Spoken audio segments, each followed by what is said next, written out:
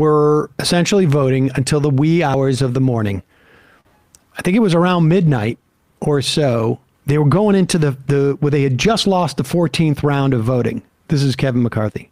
And getting prepared for the 15th round. And there was essentially a little brawl. The C-SPAN cameras are allowed to wander during very few instances when Congress meets. One of those instances is in the choosing of a House Speaker. We've never seen much footage from that because it's usually one or two votes and it's all over. There's very little drama. But the C-SPAN cameras, there's 3 of them, have been capturing all sorts of things, ranging from AOC, talking with Gaetz and Good to this little squabble. And just to narrate it, what's going on here is there's some conversation between Kevin McCarthy and Matt Gaetz.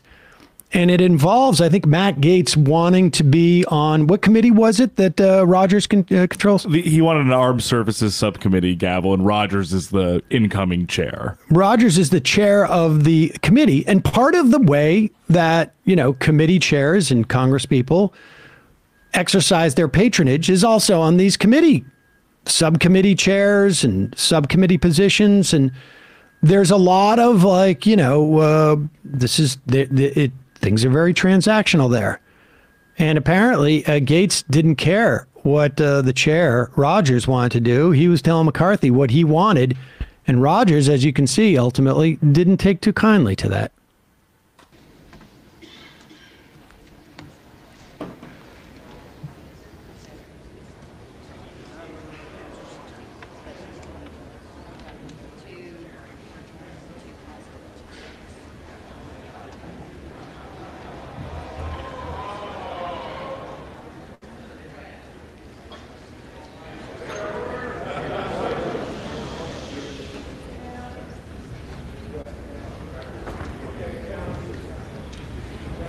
Oh, he's not going to talk to him.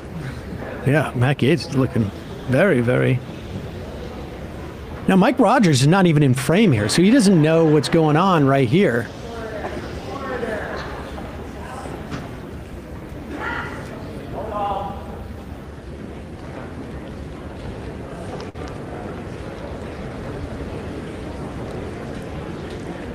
Getting a little bit more animated now. And he's like, go down there and tell that dude over there that, and that's where I'm going to take it. A lot of finger pointing going on there.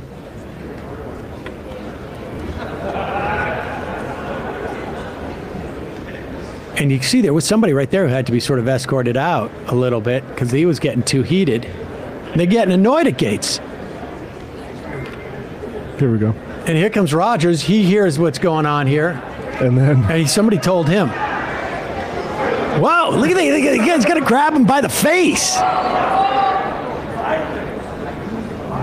That's poor camera work. They didn't follow the right thing that was going on there. But look, the bottom line here is there are, and we don't know all the concessions at this point. We have a pretty good sense of it. And it involves certain members of the Freedom Caucus being placed on specific committees.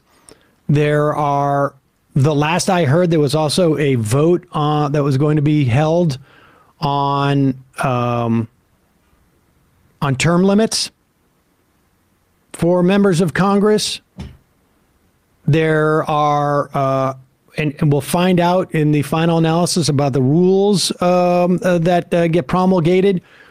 One of them was essentially one person who could make a motion to vacate the chair. I mean, there's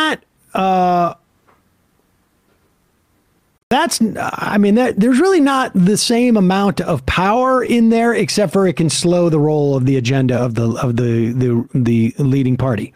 I guess theoretically, the difference between 1 and 5, let's put it this way, seems negligible because you're going to need 5 who are going to vote against them anyways if you're going to get rid of them as speaker.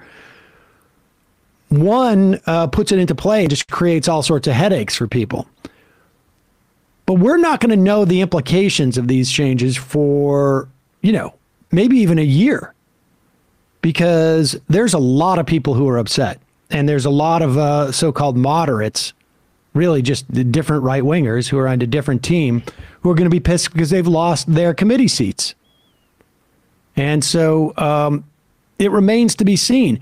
We know in 2018, the Progressive Caucus exercised some of their influence in trying to get committee chairs.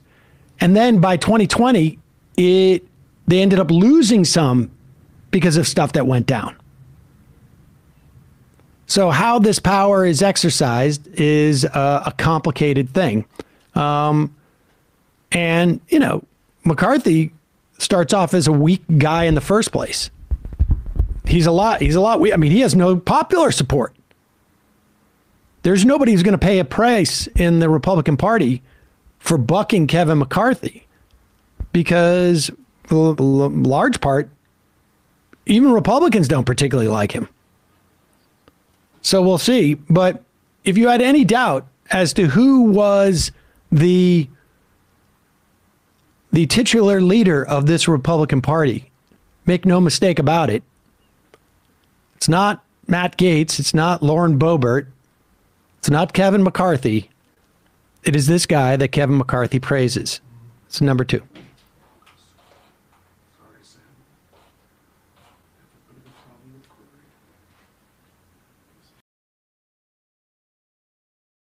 I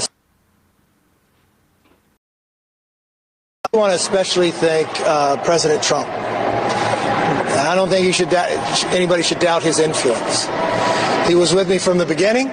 Somebody wrote the doubt of whether he was there, and he was all in. He would call me, and he would call others. And he really was, I was just talking to him tonight, helping get those final votes. What he's really saying, really for the party and the country, that we have to come together. We have to focus on the economy. We've got to focus, make our borders secure. We got to do so much work to do, and he was a great influence to make that all happen. So thank you, President Trump. Yeah, there you go. So if you had any questions. Was it the 13th vote where the phone was passed with DT where, yes, on it? Marjorie Taylor Greene had the yeah. I mean, this is, you know, again, at the end of the day, there's no legislation that these people are looking to pass anyways. The one thing is going to be the debt ceiling. That's where it's going to be, they're going to kamikaze in many respects, and we'll see what happens with that. We're going to have to talk about the platinum coin again soon.